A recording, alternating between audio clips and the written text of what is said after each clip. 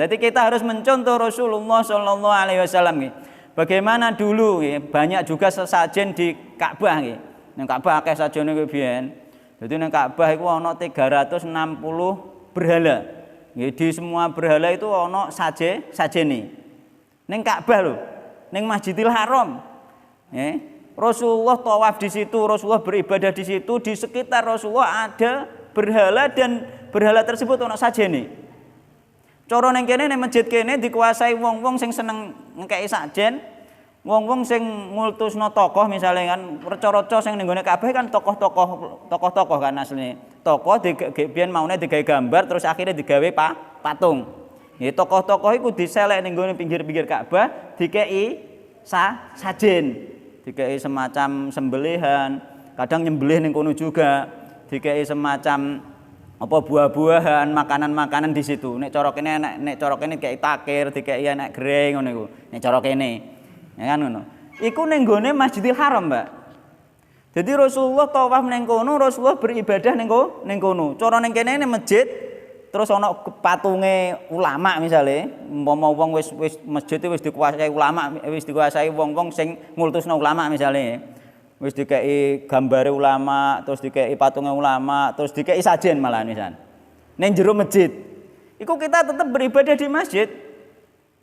Gak apa-apa, mulane nek ana kebid'ahan, ana kemaksiatan di masjid, kita di masjid pun sebenarnya gak masalah. Yang salah itu mereka bukan kita ngono lho. Mulane wah lan masjid ono kebid'ahan di akhirnya gak gelem mlebu masjid. Keliru.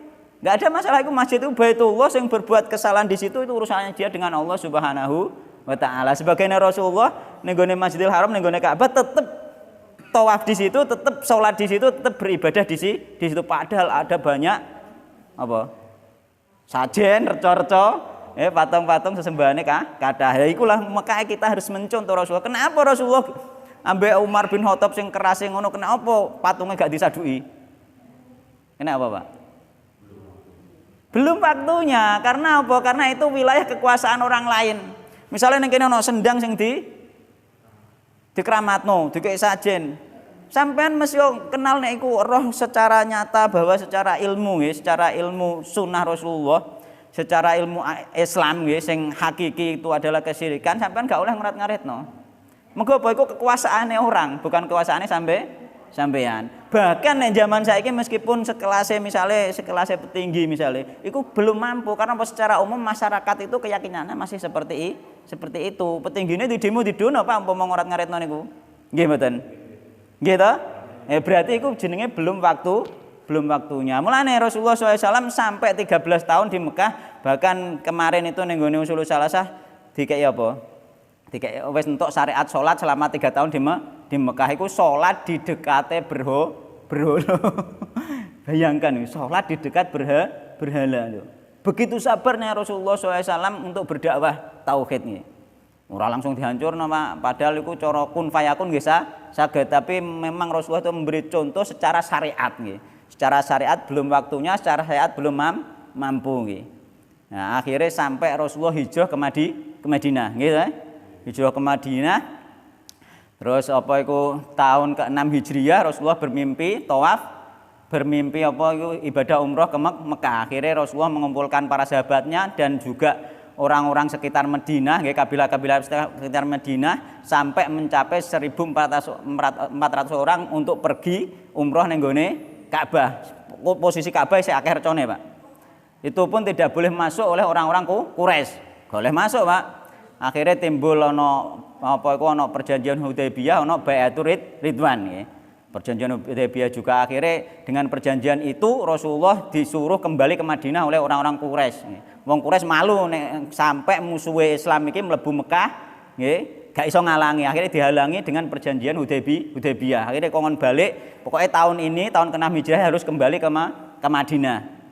Lho wong Islam 1400 balik, Pak. Balik nang Madinah.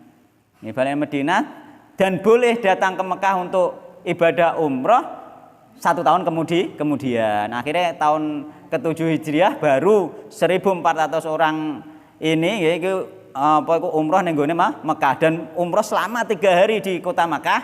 3 dina Pak ning kota Mekah ning sekitar reca iku beribadah. Tidak ada satupun nggih reca, tidak ada satupun sajen sing disempar. Dinjarno. Nah inilah ilmu.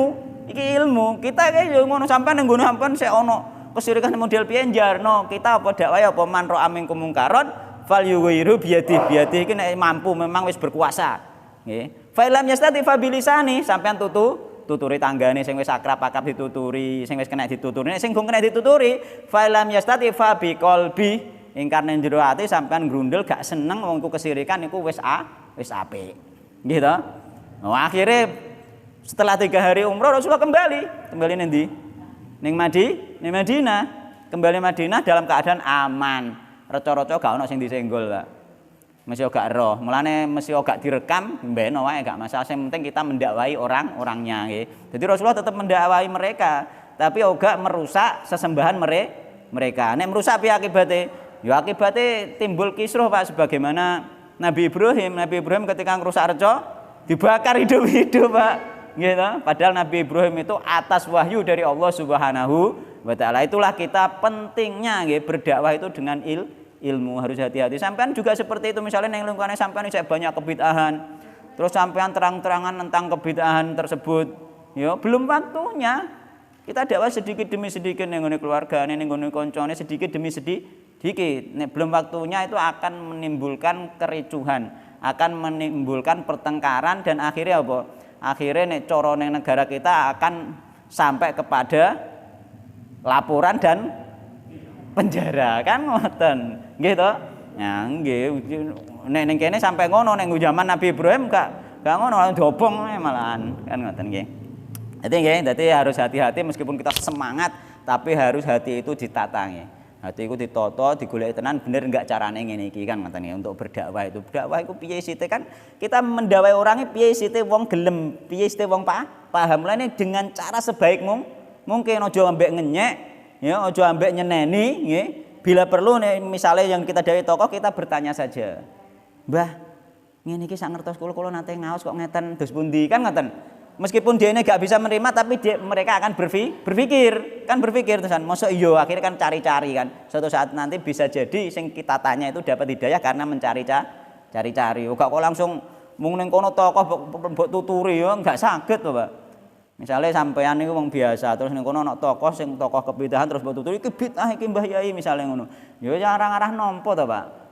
Tapi nek sampean takoki, dekne akhirnya berpikir goleki dhewe, suatu saat nanti bisa jadi mendapatkan hidayah. Itu termasuk adab di dalam berdakwah kita.